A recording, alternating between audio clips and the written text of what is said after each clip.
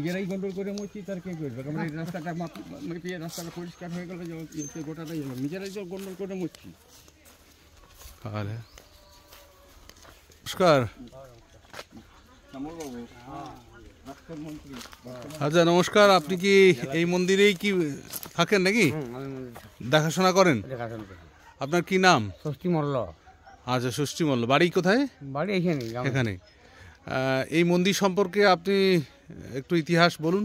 ইতিহাস মানে যখন বাবা আর থাকতো না তখন সব দেউল দেউল মন্দির বলছে। হ্যাঁ। সূর্য মন্দির তখন নাম দেয়নি। আচ্ছা। দেউল মন্দির বলছে। হুম।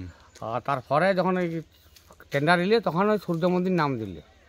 আচ্ছা, সূর্য মন্দির সরকারিভাবে নাম দেওয়া হয়েছে? নাম দেওয়া হলো। তখন আমাদের সব বুড়া বুড়ি বয়স্কর মানুষ দেউল মন্দির দেউল বলছে।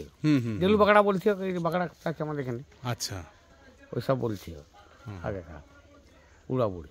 কত বছরের পুরনো বলে মনে হয়? পুরুষ তো কিছু বলতে পারে না, বা বিরাট পুরনো। আবার এই যে কাজ এসে ওই যে কোনো টেন্ডার এসে ওই যে কিছু কিছু লিখে দিয়ে গেছে। মানে কাজ হচ্ছে আর কি? কাজ হয়েছিল, যে দুবার টেন্ডার হয়েছিল। সংস্কার হয়েছে মন্দিরের, সংস্কার হয়েছে সরকারিভাবে? হ্যাঁ, সরকারিভাবে।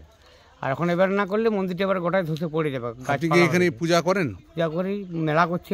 হ্যাঁ, নিত্য পূজা হয়? আর নিত্য পূজার দিন হয়। আর মেলা কখন হয়? মেলা ডোনেশন করছি যে এই লোকডাউনের সময় থেকে বন্ধ।